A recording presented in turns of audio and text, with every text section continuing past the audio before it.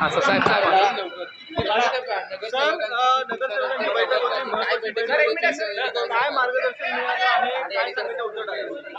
नाही साहेबांनी फक्त एवढंच सांगितलं, आज कित्येक दिवस यांनी ही बैठक या ठिकाणी झाली. एक बैठक सेना भवनवर या ठिकाणी घेतली होती, दुसरी बैठक आज या ठिकाणी घेतली. कार्यरत राहा, कळलं ना, असा संदेश साहेबांनी या ठिकाणी दिला. तुमच्या कामाची प्रगती काय नगरसेवकांच्या, कळलं ना.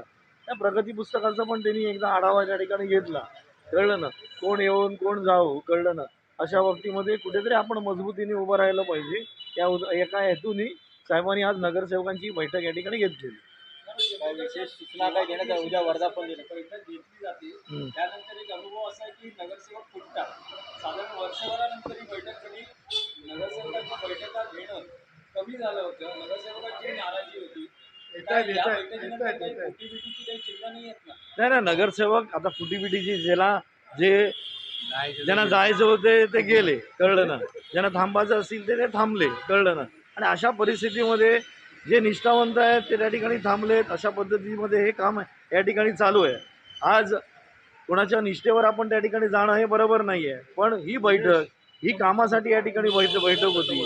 आगामी आता मुंबई महानगरपालिकेच्या निवडणुका कधीही या ठिकाणी लागतील, याच्या संदर्भामध्ये आढावा बैठकीसाठी ही या ठिकाणी बैठक या ठिकाणी आयोजित करण्यात आली होती. मग कोण फुटतोय म्हणून ही बैठक येते हा हेतू साहेबांचा त्या ठिकाणी नव्हता. वर्धापन दिन आहे, रोखण्यासाठी काही विशेष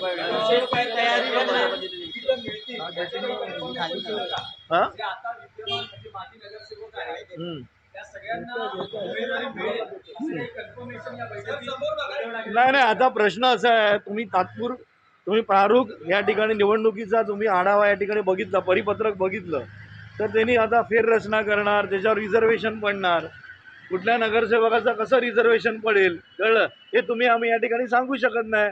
म्हणून तिकीट मिळणार की नाही, हा मिळणार की नाही, हे नगरसेवकाचं जेव्हा त्या ठिकाणी रिझर्वेशन पडेल, कळलं ना, मग कुठले वॉर्ड राखीव होतील याच्यावर आपण त्या ठिकाणी ठरवू.